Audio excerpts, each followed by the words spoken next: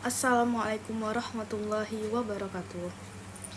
Pendidikan merupakan salah satu pilar utama dalam pembentukan suatu bangsa. Namun, seiring perkembangannya zaman atau arus globalisasi menjadi suatu tantangan yang sangat besar dalam dunia pendidikan, terutama dalam aspek spiritual. Banyak pendidikan yang menitik beratkan pada pencapaian akademis, tapi mengabaikan dimensi moral, sehingga lahirlah generasi yang sangat cerdas secara intelektual namun minim secara etika dan tanggung jawab sosial. Nah, oleh karena itu pentingnya di sini saya mengkaji bagaimana konsep pendidikan menurut surah Luqman ayat 16 sampai 19. Nah, langsung saja kita bahas ayatnya. Pada ayat 16, menurut Ibnu Katsir, ayat ini mengajarkan bahwa Allah mengetahui segala sesuatu atas apa yang diperbuat oleh manusia. Hal ini menunjukkan keadilan dan pengawasan Allah. Nah, pada ayat 17, menurut tafsir Al-Maraghi, ayat ini membahas tentang menegakkan sholat. Bahwasanya sholat ini merupakan pilar utama dalam pribadi kita. Amal ma'ruf nahi dan mungkar adalah wujud tanggung jawab sosial, dan sabar adalah sifat utama kita dalam berdakwah. Selanjutnya pada ayat 18, menurut Quraisy Shihab, sombong adalah tandanya lemah empati dan tidak mengenal dirinya di hadapan Allah. Terakhir pada ayat 19, itu menurut At-Tabari, berjalan dengan tenang mencerminkan kepribadian yang seimbang, sedangkan berbicara dengan suara yang keras atau menyerupai suara keledai itu mencerminkan adab yang buruk dalam berbicara. Oke, selanjutnya kesimpulan. Pada ayat 16 itu merupakan pendidikan ketauhidan, yang dimana keyakinan bahwasanya Allah itu mengetahui segala sesuatu dan sekecil apapun.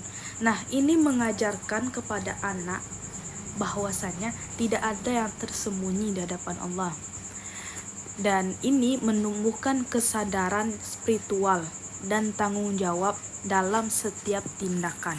Selanjutnya pada ayat 17 merupakan pendidikan ibadah, yang dimana di sini diperintahkan sholat, amal ma'ruf nahi dan mungkar, dan sabar.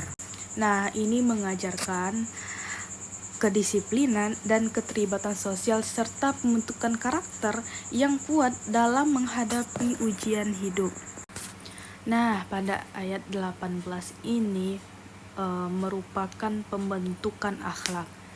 Bahwasanya di sini adalah larangan sombong dan berjalan dengan angkuh. Artinya apa? Memiliki kerendahan hati, empati, serta sopan terhadap orang tua, sesama besar, dan lain sebagainya, yang dimana kita itu menghargai.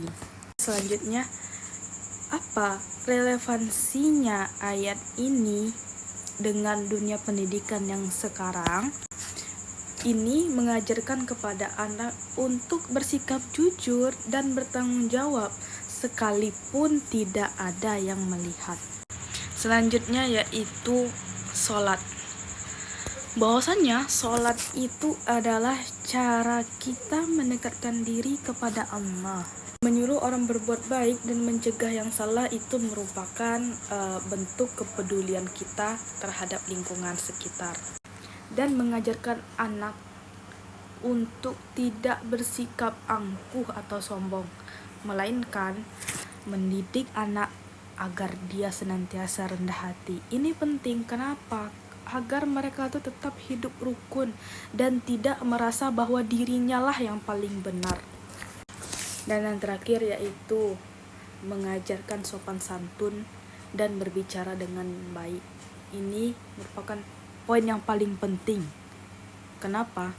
Ini membentuk karakter anak di masa depan nanti, agar mereka bisa menghargai dalam sesama, dan dia bisa menata tutur katanya ketika berhadapan dengan siapapun.